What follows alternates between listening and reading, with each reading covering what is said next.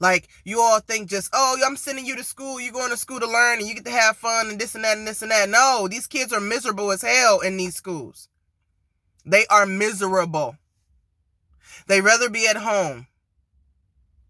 And they rather be spending time with their own families versus forming bonds with these people who they don't even get to see outside of school.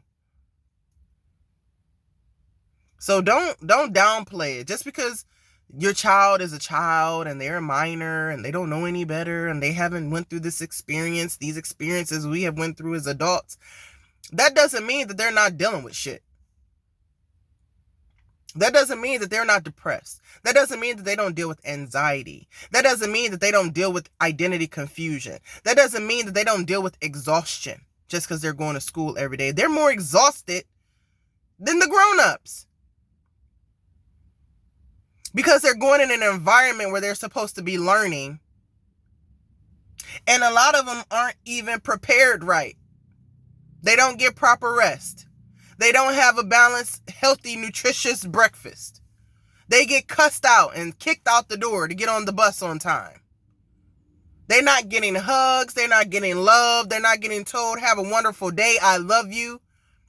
They don't have a parent standing in the mirror with them, reciting positive affirmations to them so that they can to boost their confidence and their morale and teach them positive self-talk.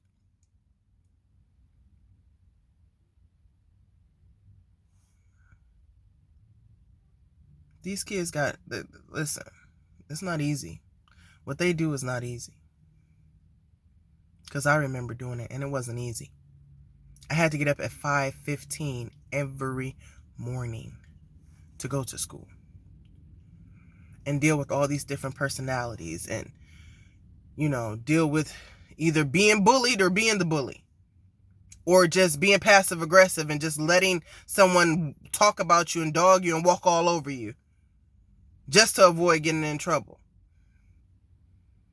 Then you have to deal with the teachers that can't give you one-on-one because they have a class full of 28 students. So you have a question, you need help, and you can't get it because they can't tend to just you.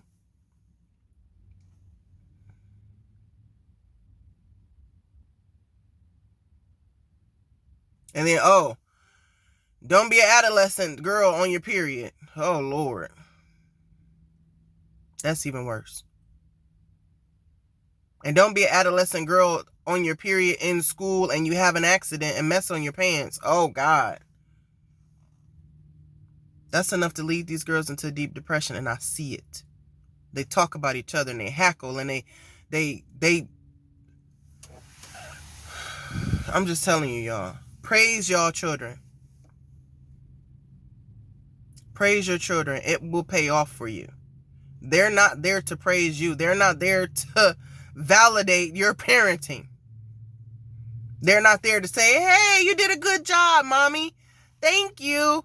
No, mommy, you're supposed to do a good job. You're supposed to go to work. You're supposed to provide shelter and food and clothing for your child. You're supposed to provide guidance for your child. You're supposed to be healing the little child in you so that you can produce a more productive child for this society. You're supposed to do that. And damn it, if you feel like you ain't getting praised enough, then stand in the mirror and praise your damn self. Don't get mad at your child. They got it hard enough out here.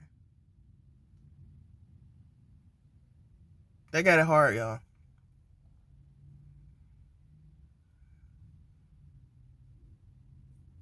They got it hard. And the fact that we pushed them away, pushed them to the streets, pushed them away to the point where they don't even feel comfortable coming to talk to us about how their bodies are changing and what emotions they feel and how people are making them feel. Like, they don't even feel comfortable telling us these things.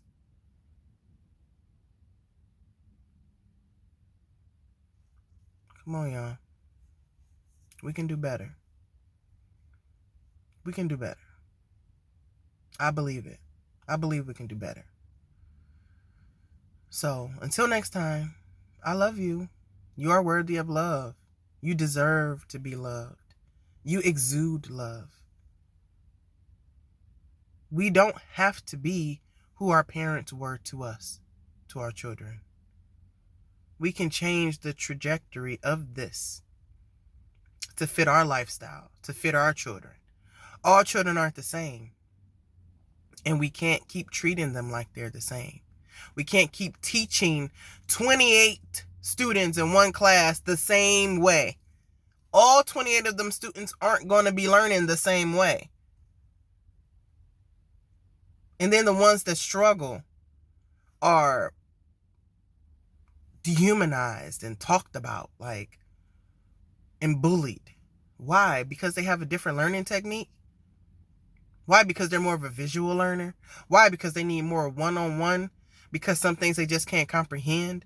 Or maybe they might have dyslexia. So you're going so fast that they can't really keep up. And then because they have 27 other students, they can't really even dedicate time to your child. It's so much, y'all. I want to say get involved in your child's school. Like, get involved.